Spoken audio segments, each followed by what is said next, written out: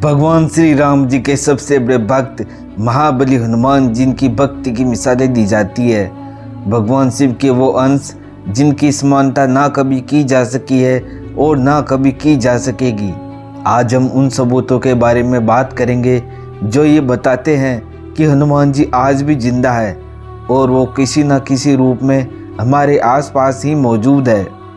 Video शुरू करने से पहले आपसे निवेदन है कि आप वीडियो को लाइक करके चैनल को सब्सक्राइब कर लीजिए और कमेंट में जय श्री राम जरूर लिखना। हनुमान जी की शक्ति अपार थी। अगर उन्होंने अपनी शक्ति को उच्चतम स्तर तक पहुंचा दिया होता तो लंका का विनाश वो कुछ ही क्षणों में कर देते। हनुमान जी को अमरता का वरदान प्राप्त है। वो कलयुग के अंत तक धरती पर विराजमान रहेंगे।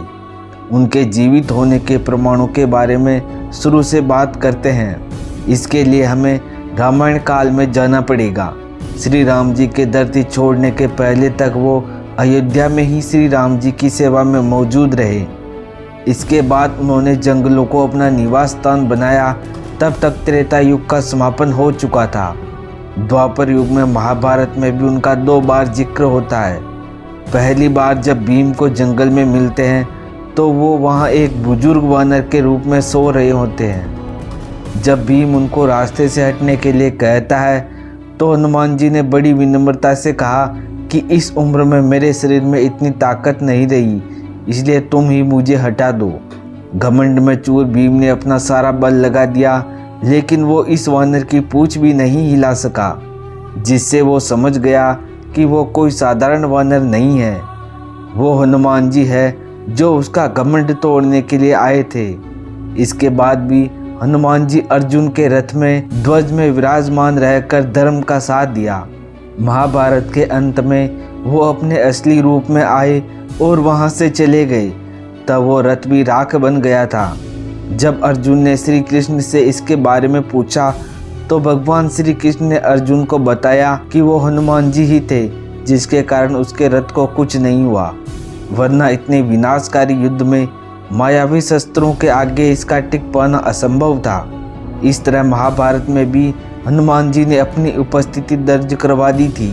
इसके बाद कलयुग में भी आपको हनुमान जी की बातें सुनने को मिल जाएगी। इंडोनेशिया, कंबोडिया में भी हनुमान जी की अलग अलग नामों और रूपों में कहानियाँ सुनने को मिल जाएगी। अफ्रीका से लेकर अमेरिका तक एक शक्तिशाली वानर के आज भी जिंदा होने की बातें की जाती है। 14वीं सदी में ऋषि माधवाचार्य जी ने हनुमान जी से भेंट होने की बात कही थी।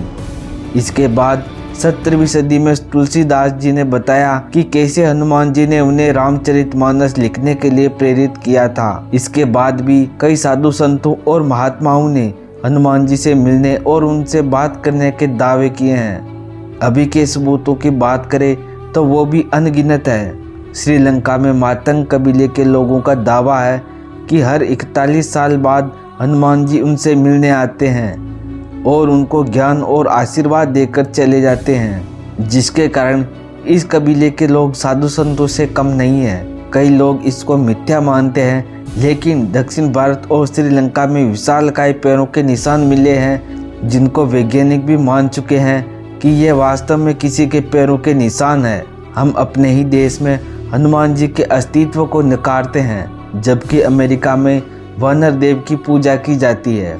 अमेरिका में एक प्राचीन मंदिर मिला है जिसकी मूर्ति पूरी तरह से हनुमान जी की मूर्ति की तरह है।